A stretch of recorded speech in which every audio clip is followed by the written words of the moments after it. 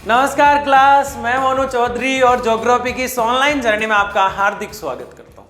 कक्षा 12 का भूगोल पढ़ते हुए हम आगे बढ़ रहे हैं और कक्षा 12 के हमारे इस प्यारे से और सुंदर से भूगोल में हम पढ़ रहे हैं भारत, लोग और अर्थव्यवस्था की बातें। भारत, लोग और अर्थव्यवस्था किताब के अंदर हमारा चैप्टर नंबर 6 चल रहा है और आज उसका फाइनल लेक्चर है, लेक्चर नंबर 10। ये लेक्चर काफ़ी बड़ा था लेकिन बहुत ही महत्वपूर्ण था। एक एक चीज़ को समझते हुए आज हम फाइनल मोड पे आ गए और अगले ही लेक्चर के साथ एक नया चैप्टर की ओर हम बढ़ चलेंगे। तो इस लेक्चर के अंदर आज हम निर्माण उद्योग की बात करते हुए औद्योगिक नीतियां कब बनी और उद्योगों के लिए क्या महत्वपूर्ण है, क्या सावधानियां हैं, क्या सरकार के प्रयास होने चाहिए, क्या प्रत्येक व्यक्ति के प्रयास होने चाहिए, क्या उद्योगों के लिए लाइसेंस लेना चाहिए, क्या उद्योग सरकार के पास होने चाहिए, आदि चीज़ों की बात करेंगे। तो आज के इस लेक्चर में हम इन टॉपिकों पर चर्चा करने वाले हैं। सबसे पहले हम देखेंगे औद्योगिक विकास। सबसे पहले हम क्या देखेंगे? औद्योगिक विकास भारत में कैसे हुआ, औद्योगिक विकास भारत में कैसे हुआ।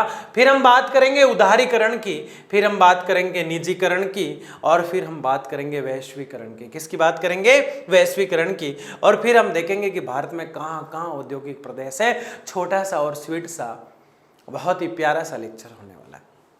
पढ़िए मस्ती के साथ इसको और एक एक चीज को हम समझते हैं। सबसे पहले हम देखते हैं कि औद्योगिक विकास क्या होता है। सबसे पहले क्या देखेंगे हम? औद्योगिक विकास क्या होता है। समझिए इस चीज को कि औद्योगिक विकास आखिर है क्या। औद्योगिक विकास, औद्योगिक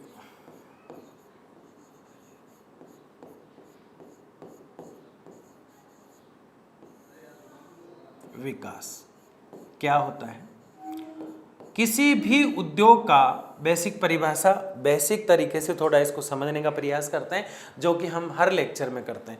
औद्योगिक विकास की अगर बात करें तो इसका सीधा सीधा अर्थ है कि पहला प्रयास 1923 में अंग्रेजों ने किया। भारत में औद्योगिक विकास करने का ये प्रथम प्रयास है। किसने किया?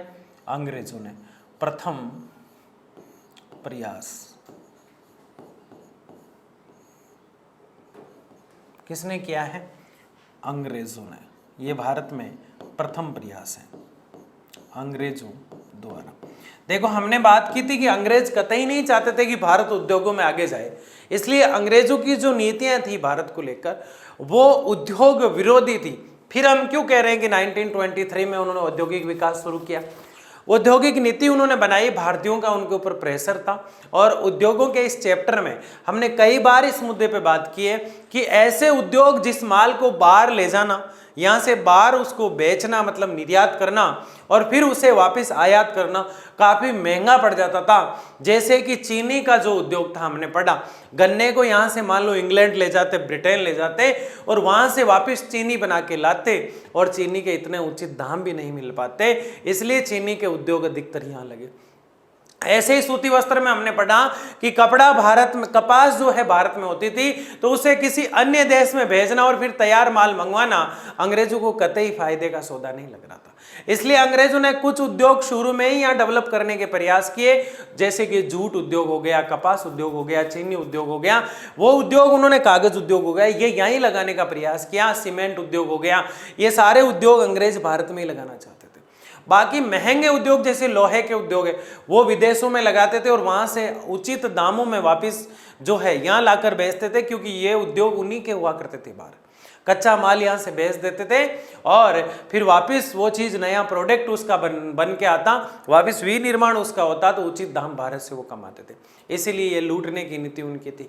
तो अंग्रेज कतई नहीं चाहते थे कि भारत में उद्योग लगें, लेकिन उन उद्योगों को उन्होंने लगाया जो वस्तु खराब हो जाती थी या फिर जिसका आदान प्रदान करना महंगा पड़ता था और उचित कॉस्ट, उन्हें उचित लाभ अगर नहीं मिल पाता था तो उन उद्योगों को यहीं लगाते थे। इसलिए उन्होंने इस उद्योग के विकास के लिए एक छोटी सी नीति बनाई 1923 में, जो कि ढंग से कार्य नहीं कर पाई। लेकिन हम ये कहेंगे जरूर कि 1923 के अंदर प्रथम प्रयास अंग्रेजों द्वारा किया गया। किसके द्वारा किया गया?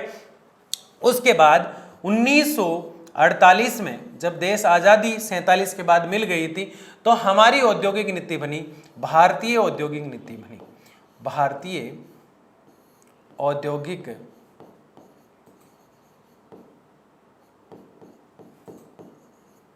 नीति निर्माण, भारत की औद्योगिक नीति बनी। और इस औद्योगिक नीति में 1991 में 1991 में और सुधार किए गए, और सुधार किए गए, और सुधार इसमें किए गए। तो इस प्रकार से हमारा औद्योगिक विकास शुरू हुआ। लेकिन 1991 की इस औद्योगिक नीति में 3 चीजों पर जोर दिया गया। कितनी चीजों पर जोर दिया गया? 3 चीजों पर मोस्टली जोर दिया गया। और उन 3 चीजों को जब हम पढ़ते हैं, उनमें सबसे पहले आता है उदारीकरण। क्या आता है? उदारीकरण। उसके बाद आता है वैश्वीकरण,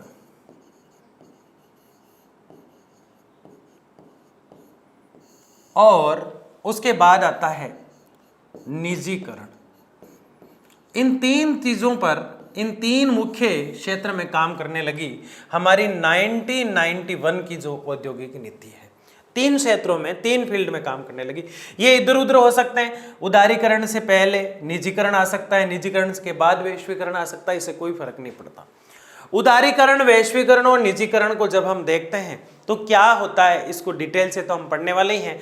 लेकिन उदारीकरण का मतलब होता है ढील देना। इसका मतलब ये नहीं कि उधार देना, ढील देना, या फिर कुछ रियायत देना, या फिर नियम जो होते हैं उद्योगों से संबंधित उनमें कुछ सुविधाएं देना, संरक्षण देना, और लोग यहाँ आके, भारत में आके उद्योग लगाएं, इस तरह से कार्य करना उदारीकरण कहलाता है।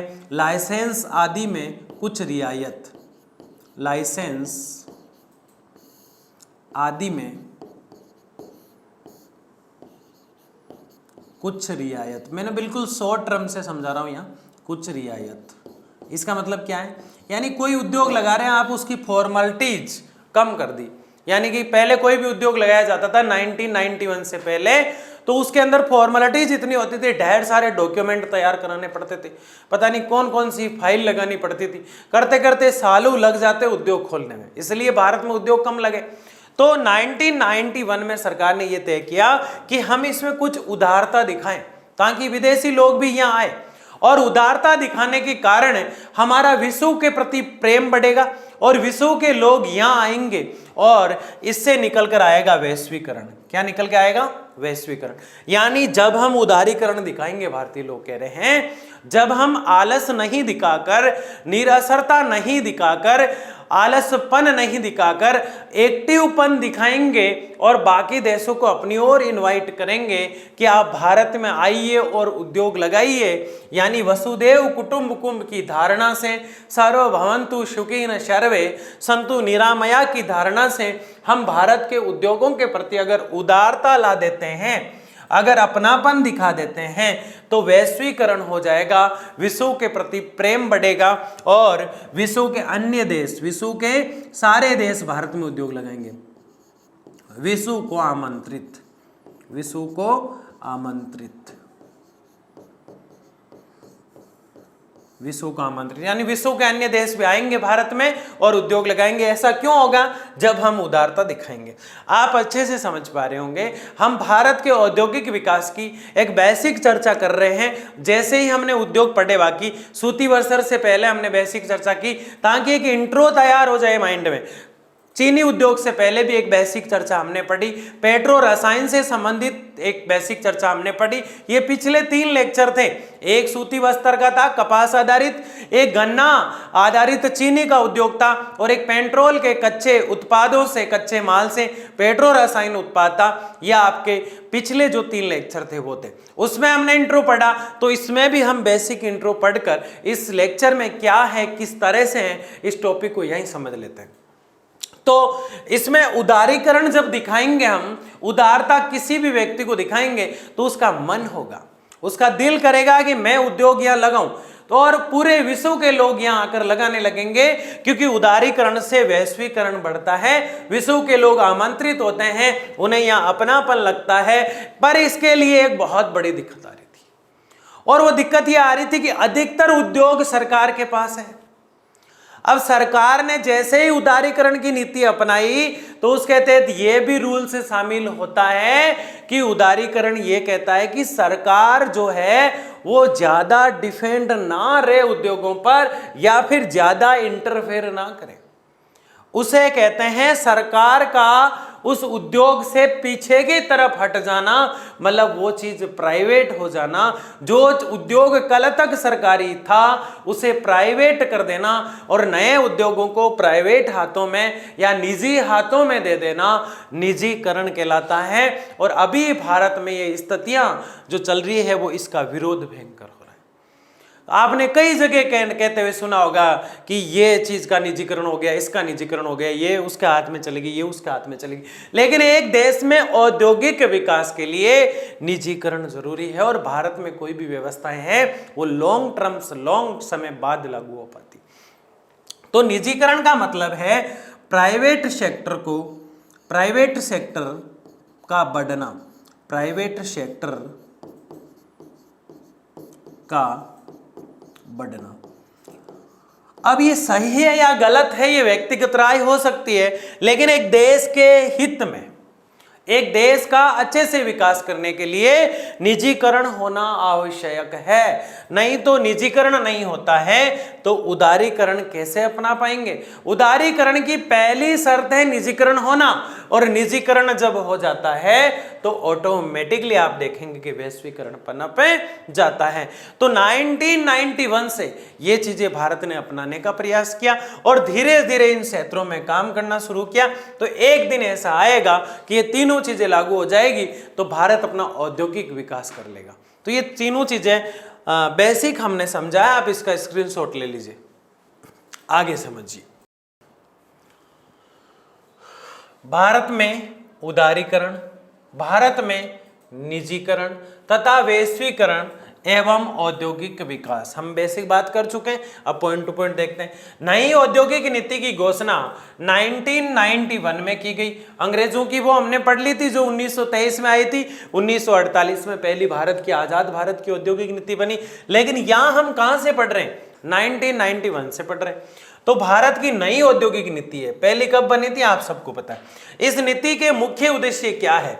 मतलब ये जो 1999 में 1991 में जो उद्योगों की नीति बनी है, इसका मुख्य उद्देश्य है क्या? ये क्या करना चाहती है? ये करना चाहती है कि अब तक प्राप्त किए गए लाभ को बढ़ाना। अब तक उद्योगों में जो कुछ भी हमें प्राप्त हुआ है उस लाभ को बढ़ाना। यानी उद्योगों में हमें जो कुछ भी प्राप्त हुआ है उस लाभ को और बढ़ाना और उद्योगों का विकास कैसे किया जा सकता है, इसके बारे में सोचने की जिम्मेदारी 1991 की इस औद्योगिक नीति की है। इसमें विकृति अथवा कमियों को दूर करना, इसमें जहां कहीं भी कमी लगे तुरंत एक कमेटी बैठेगी और उसका निराकरण करेगी। यानी उद्योगों के मामले में भारत अब सजगता दिखाएगा। भारत क्या दिखाएगा? वैश्वीकरण, उदारीकरण और निजीकरण के तहत 1991 की औद्योगिक नीति भारत की ये कहती है जहां कहीं भी इंटरनल दिक्कत आए भारत उसका सॉल्यूशन करेगा, पर किसी भी सूरत में भारत औद्योगिक विकास करेगा, निर्माण को महत्व देगा। क्योंकि निर्माण को जिस देश ने महत्व दिया है, चाहे वो जर्मनी हो जिसका रूहर कोयला क्षेत्र है, वो देश ऑटोमेटिकली आगे गया है। और भारत ने इस चीज को पकड़ा है, कब तक हम विकासशील रहेंगे, अब हम हो जाते विकसित, ये सोच के चलने वाला देश हमारा। औद्योगिक नीति 1991 में ये कहता है कि हमें वैश्वीकरण सहित, उदारीकरण सहित, निजीकरण सहित चीजों को बढ़ाना है। आगे क्या कह रहे हैं? इसमें जो भी कमी है उसको दूर करना है। उत्पादकता और लाभकारी रोजगार में स्वपोषित वृद्धि को बनाए रखना और अंतर्राष्ट्रीय प्रतियोगिताओं में भाग लेना, प्राप्त करना। उत्पादकता और लाभकारी रोजगार में स्वपोषित वृद्धि को बढ़ाए रखना, यानी कि हम निर्माण उद्योग को बढ़ाएंगे ही बढ़ाएंगे, लेकिन उन उद्योगों में जो कच्चा माल चाहिए उसमें भी हम आत्मनिर्भर बनने का प्रयास करेंगे। अधिकतर चीजें हम आयात नहीं करेंगे, हम यहां से चीजें बना के भारत से उन्हें निर्यात करेंगे। आयात नहीं करेंगे, है ना। तो ये स्वपोषित हो जाएगा, उत्पादकता बढ़ाएंगे ताकि लाभकारी रोजगार हम कर पाए और स्वपोषित वृद्धि को बढ़ाएंगे, स्वयं द्वारा स्वयं पोषित होंगे, यानी यहाँ के उद्योग खुद से ही पोषित होंगे। इसका मतलब यहाँ के उद्योगों को कच्चा माल यहाँ से ही मिलेगा। जैसे कि मैं खाना मेरे घर से खाता हूँ तो मैं घर से स्वपोषित हूँ, वैसे उद्योगों को माल अपने ही देश से मिल जाता है तो अपने उद्योग स्वपोषित है। अपने उद्योग क्या है? स्वपोषित। वृद्धि को बनाए रखना और अंतर्राष्ट्रीय प्रतियोगिताएं प्राप्त करना, ये चीज आप समझ गए। अंतर्राष्ट्रीय योग्यताएं प्राप्त करना यानी इंटरनेशनल लेवल पर पहचान कब बनती है?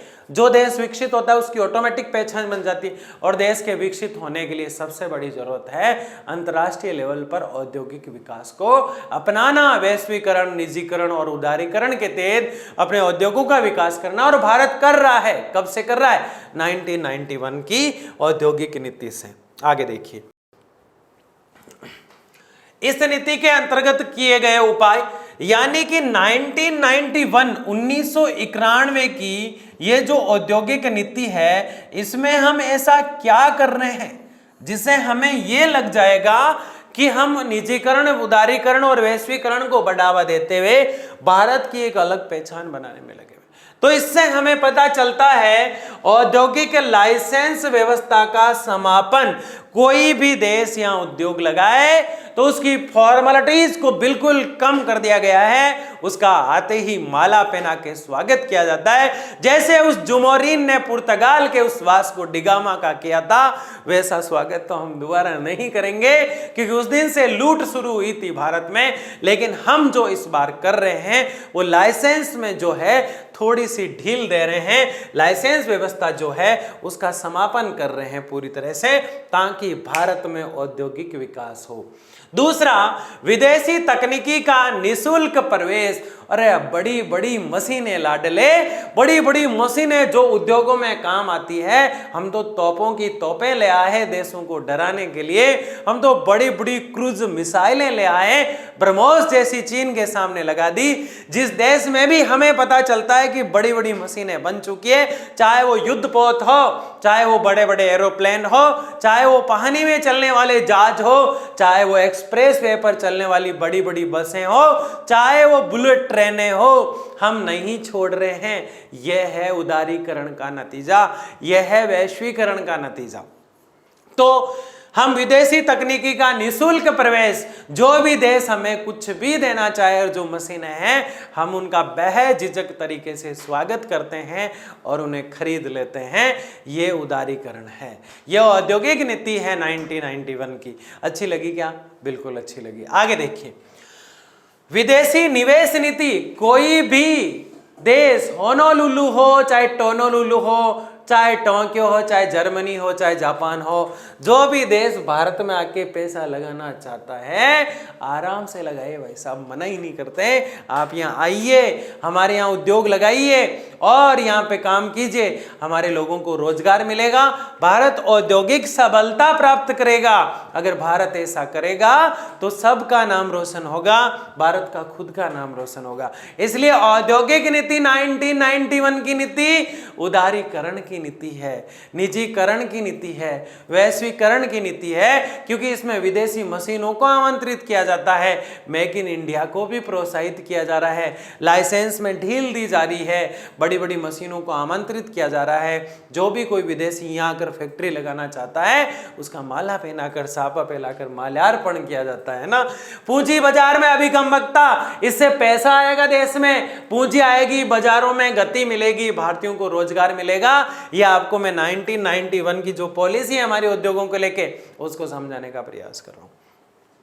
खुला व्यापार होगा बिना किसी रोक टोक के, ना सीमा पर टैक्स लिया जाएगा, ना बॉर्डर पर टैक्स लिया जाएगा, ना आने का टैक्स होगा, ना जाने का टैक्स होगा। तो प्रत्येक विदेशी भारत में आके व्यापार करना चाहेगा। ये ठीक है क्या व्यापारियों को बुलाना? फिर से एक डर बैठा हुआ है कि अंग्रेज वापस ना आ जाए, है ना। नहीं, ये औद्योगिक नीति है सिर्फ। क्या है? वो समय कुछ और था, वो दौर कुछ और था। जब भारतीय कम पढ़े लिखे होते थे। अब एजुकेटेड है पूरे भारतीय। अब वो समय नहीं आ सकता जो हमें बार बार दुख देता है। अब तो उद्योगों की बात हम कर रहे हैं, आत्मनिर्भर भारत है, संसाधन परिपूर्ण रूप से हमारे पास है, इसलिए खुला व्यापार कर रहा है। अगला है प्रावस्थाबद्ध निर्माण कार्यक्रम का उन्मूलन, यानी कि प्रावस्था निर्माण कार्यक्रम का उन्मूलन, ऐसी अवस्थाओं के माध्यम से हम उद्योगों को बढ़ा रहे हैं, ऐसा कार्यक्रम चला रहे हैं। और जो उद्योग को बढ़ाने में कोई चीजें कमी ला रही है, ऐसी चीजें जो उद्योग को नहीं बढ़ने दे रही है, उनको उन्मूलन यानी खत्म कर रहे हैं हम।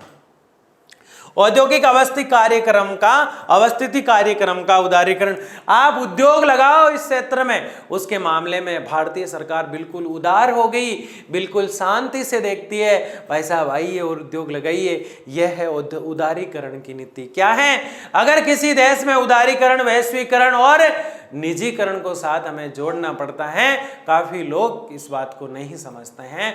निजीकरण वो लोग नहीं चाहते जो गवर्नमेंट सर्वेंट बने रहते हैं, क्योंकि निजीकरण का मतलब है वो एक ही दिन में प्राइवेट हो जाते हैं। तो निजीकरण सारे सेक्टरों में कर पाना मुश्किल है, लेकिन फिर भी सरकार प्रयासरत है। आगे देखिए, ये क्या था, औद्योगिक की नीतियों के अंतर्गत 1991 से लेकर आज तक के जो प्रयास है गवर्नमेंट के, उनको हमने देखा है। इस नीति के 3 मुख्य लक्ष्य हैं। किसके?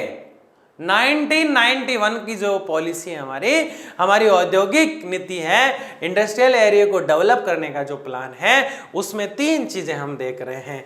यानी यहां मैं लिख देता हूं 1991 की जो हमारी औद्योगिक नीति है, पहले कौन सी थी बताओ? सबसे पहले हमारी जो औद्योगिक नीति थी उसका नाम था, क्या नाम था उसका? 1923 की नीति थी। ये तो मैं यही लिखूंगा, वापिस आप सोच रहे काट के कुछ दूसरा लिख देंगे, थोड़ा अच्छे से लिख देते हैं इसको। 1991 की ये हमारी नीति है, औद्योगिक नीति। उदारीकरण, निजीकरण और वैश्वीकरण, अब तो आप समझ ही गए चैप्टर लेक्चर शुरू होने से पहले। उदारीकरण में उदारता दिखाई जाती है, निजीकरण में प्राइवेट सेक्टर को काम दे दिया जाता है, वैश्वीकरण में वसुदेव कुटुंबकम की धारणा, सर्वभवन्तु सुखिनः सर्वे सन्तु निरामया की धारणा, सबका कल्याण और हमारा भी कल्याण हो। और विश्व वसुदेव कुटुंबकम का मतलब है वसु यानी पृथ्वी, कुटुंब यानी परिवार, सारा विश्व हमारा परिवार है। ये परंपराएं पुरानी चली आ रही है, इसको हमने उद्योग में लागू कर दिया। इसमें भी भारतीयों का स्वार्थ है। क्या है? भारतीयों का स्वार्थ। आगे देखिए, इन तीनों चीजों को अब हम समझते हैं अच्छे से।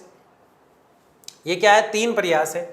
इस नीति के अंतर्गत किए गए उपाय, औद्योगिक लाइसेंस व्यवस्था वस्तुतः सुरक्षा, सामरिक अथवा पर्यावरणीय सरोकार से संबंधित केवल 6 उद्योगों को छेड़कर सभी उद्योगों के लिए समाप्त कर दी गई। अब कोई भी व्यक्ति अगर भारत में उद्योग लगाए तो उसका स्वागत है। क्या उसको लाइसेंस लेना पड़ेगा?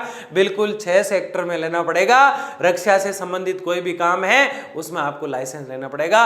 ऐसे नहीं कि हम कल ही पेट्रो रसायन पढ़ रहे थे, आप जाके शहर के बीचों बीच जहां पटाखे लगाने का उद्योग लगा रहे हो और अचानक से रात में विस्फोट कर दिया, आपको लाइसेंस लेना पड़ेगा। वहां क्या लेना पड़ेगा? पहले लाइसेंस लेना पड़ेगा। सरकार आप पे निगरानी रखेगी। तो ऐसे 6 उद्योगों को छोड़ा गया है, बाकी के लिए लाइसेंस की जरूरत नहीं है। अब मार्कर खोलने का उद्योग ले लो, आपको ज्यादा लाइसेंस की जरूरत नहीं पड़ेगी। लेकिन ऐसे 6 उद्योग जो सुरक्षा की दृष्टि से देखे जाते हैं, जिससे राष्ट्र की सुरक्षा को खतरा पैदा हो जाता है। अब वो बातें हमें याद आ रही है, जब अंग्रेज आए उस समय उनको अगर लाइसेंस दे देते कि आप सुरक्षा के मामले में राजनीतिक हस्तक्षेप नहीं करोगे तो आजाद की आजादी रह जाते, हम गुलाम नहीं होते। तो उन चीजों को बाहर फेंक पाड़ा है हमने, उन चीजों को पहले ही फेंक दिया है जो समस्याएं पैदा करेगी। सुरक्षा जो है उस पर ध्यान रखा गया। सामरिक युद्ध वाली चीजों से संबंधित आपको यह हस्ताक्षर करना पड़ेगा कि भारत की सुरक्षा को कभी भी हम भेदने का प्रयास नहीं करेंगे। भारत में युद्ध से संबंधित मामलों में हम बिल्कुल चुप रहेंगे। हमारा काम उद्योग चलाना है, हमारा काम जो है प्रोडक्शन करना है, हम बाकी चीजों में चुप रहेंगे। अंग्रेज आए और सुरक्षा और सामरिक स्थिति को ले लिया था यहाँ, इसलिए हमने वहां लाइसेंस जो है वो भी माफ कर दी थी उस समय उनको, है ना। अगर लाइसेंस ले लेते फिर कुछ कर पाते, ठीक है ना। पर्यावरणीय सरोकार से संबंधित अगर लाइसेंस कोई पर्यावरण को आके नुकसान पहुंचाने लग जाता है कि भारत में तो लाइसेंस लेने की जरूरत ही नहीं है, मैं तो पेड़ों को काटूंगा, दरवाजे बनाऊंगा और बेचूंगा, नहीं कर सकता। ये पर्यावरणीय इकोसिस्टम इन्वायरमेंट से संबंधित जो चीजें होती है उसमें भी आपको लाइसेंस लेना पड़ता है। तो ऐसे युद्ध से संबंधित, सामरिक दृष्टि से, सुरक्षा की दृष्टि से, पर्यावरण की दृष्टि से ऐसे कई जो खतरनाक 6 चीजें हैं उसमें तो आपको लाइसेंस लेना पड़ता है, बाकी कुछ भी नहीं लेना होता है। जैसे कोई व्यक्ति चश्मा बनाना चाहता है, आराम से बना सकता है, उसके लिए लाइसेंस की जरूरत नहीं है, लेकिन 6 सेक्टर ऐसे होते हैं जहां लाइसेंस की जरूरत होती है, छोड़कर सभी में उद्योगों की लाइसेंस की जरूरत नहीं होती है। साथ ही 1956 से सार्वजनिक सेक्टर के लिए सुरक्षित उद्योगों की संख्या 17 से घटाकर 4 रह गई। देखो ये निजीकरण है, ये आपको क्या दिखाई दे रहा है यहाँ पे, निजीकरण है। 1956 में 17 थे जो घटकर 4 रह गए, मतलब निजीकरण है। ये बाकी कहां गए, 17 में से 4 को घटा दो आप, बाकी जो बच्चे हैं प्राइवेट हो गए, 4 ही सरकार के पास रहे। ये निजीकरण है और ये होना जरूरी है, ठीक है ना। आगे देखिए, बड़ी महत्वपूर्ण चीज है परमाणु शक्ति से संबंधित। क्या है परमाणु शक्ति से संबंधित?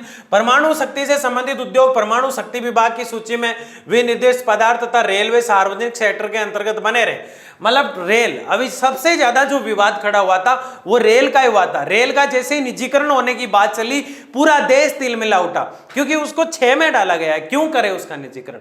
1991 में बड़े बड़े विशेषज्ञ जो देश के थे उन्होंने औद्योगिक नीति बनाई, रेलवे को उसमें परमाणु शक्ति यानी बम ब्लास्ट नहीं करके परमाणु हथियार बनाना, इसको अगर प्राइवेट कर देंगे तो एक व्यक्ति के हाथों में पूरा देश चला जाएगा, तो ये तो सामरिक और सुरक्षा को भेदने वाली बात हो गई।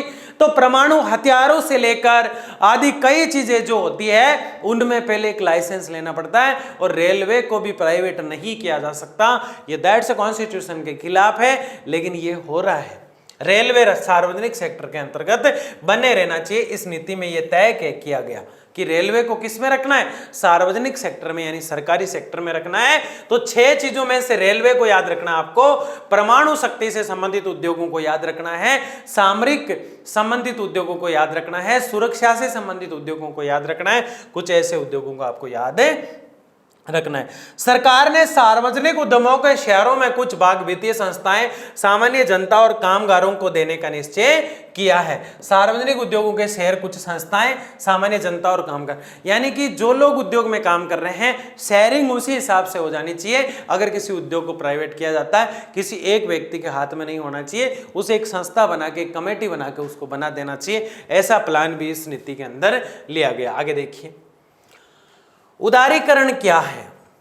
इसमें उद्योग और व्यापार को लाल फीताशाही के अनावश्यक प्रतिबंधों से मुक्त करके अधिक प्रतियोगी बनाना है। सर वो ठीक था जो आपने पहले समझाया है ना, ये क्या है? देखो इसको ही समझा देता है। इसमें उद्योग और व्यापार को लाल फीताशाही यानी फालतू की जो फॉर्मेलिटीज होती हैं, अनावश्यक बिना मतलब के जो प्रतिबंध होते हैं, उससे मुक्त करके अधिक से अधिक प्रतियोगी बना देना।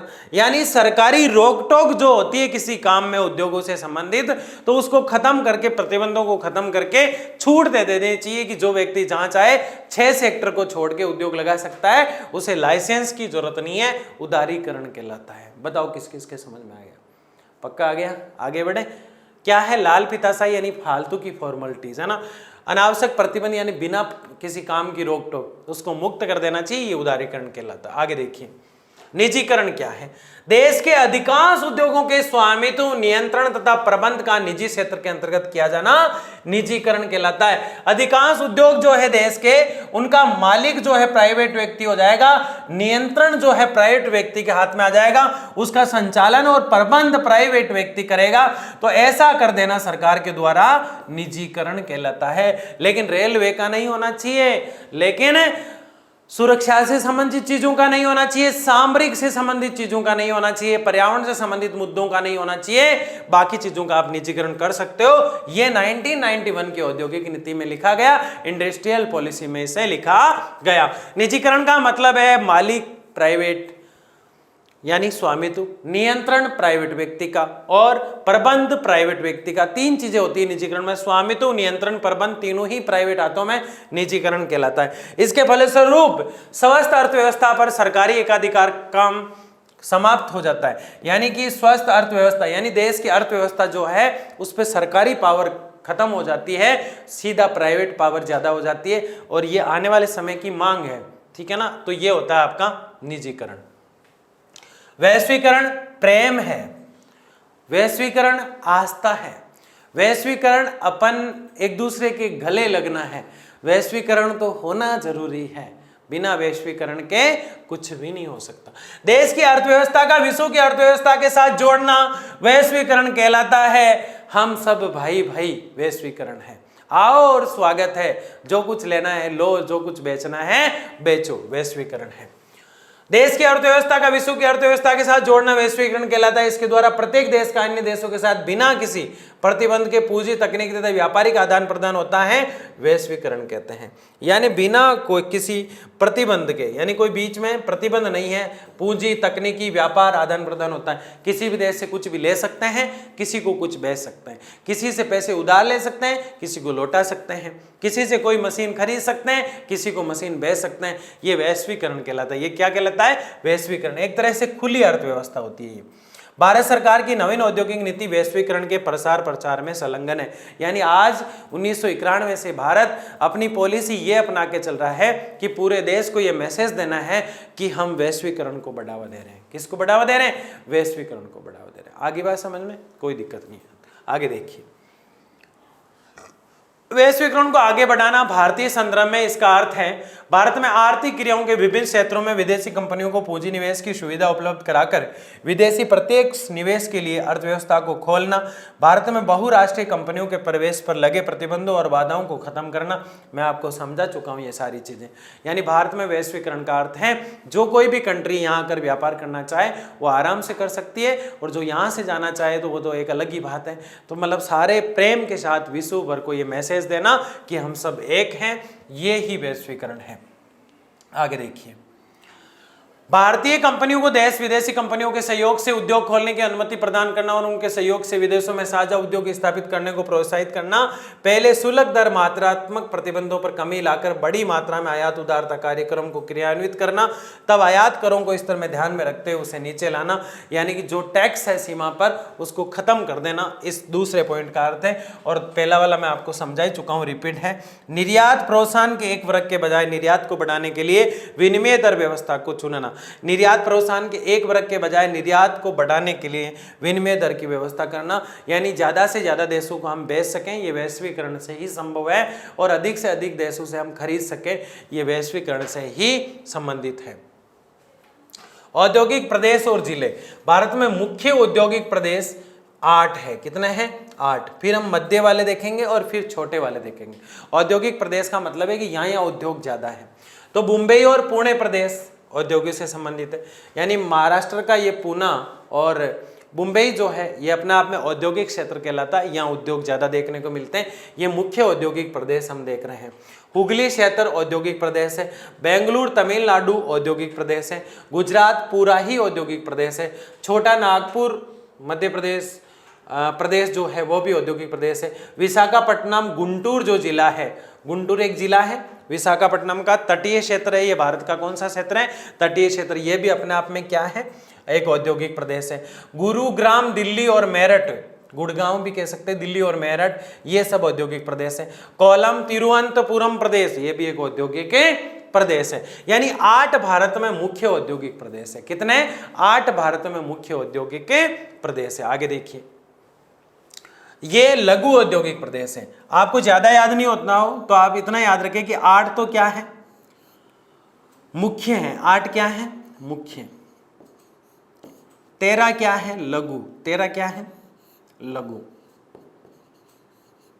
और इससे आगे अगर आप देखेंगे तो और आएगा, यह है औद्योगिक जिले। ये क्या है? औद्योगिक जिले। कितने थे? 15 औद्योगिक जिले। बस इतना तो आपको याद रख ही लेना है, ठीक है ना। ये कौन कौन से हैं लघु औद्योगिक प्रदेश? अंबाला अमृतसर, सहारनपुर मुजफ्फरनगर बिजनौर, इंदौर देवास उज्जैन जयपुर और अजमेर, ये एक ही राज्य के होंगे।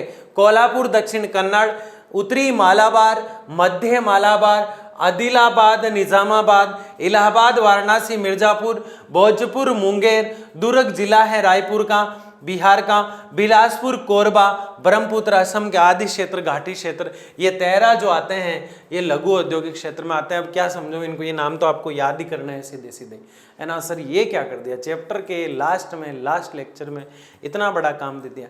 जितना याद हो कर लेना, ज़्यादा नहीं पूछे जाते हैं ये। आगे देखिए, औद्योगिक जिले, कानपुर औद्योगिक जिला है, नागपुर औद्योगिक जिला है, कानपुर नागपुर साथ में याद करवा रहा हूं। आगरा और हैदराबाद औद्योगिक जिले, कानपुर, हैदराबाद, आगरा, नागपुर, ग्वालियर, भोपाल और लखनऊ, यहां उद्योग देखने को मिलेंगे आपको। जलपाईगुड़ी, कटक, गोरखपुर यूपी, अलीगढ़, कोटा राजस्थान, पूर्णिया, जबलपुर एमपी, बरेली, ये सब औद्योगिक जिले, यहां उद्योग देखने को मिलेंगे आपको। तो 15 तो जिले और 8 जो है मुख्य और 13 लघु और 15 जिले, ये औद्योगिक प्रदेश है राजस्थान में। और भी कई चीजें चैप्टर में थी, लेकिन मुझे कोई मोस्ट वाली चीज लगी नहीं, तो इसी के साथ हम इस चैप्टर का क्या कर देते हैं, समापन कर देते हैं। इस लेक्चर का और इस चैप्टर का समापन। टोटल 10 लेक्चर हो गए। ईमानदारी से बताना किसने 10 के 10 लेक्चर देखे हैं। मिलते हैं अगले चैप्टर के साथ, अगले लेक्चर में शानदार तरीके से। तब तक के लिए जय हिंद, जय भारत।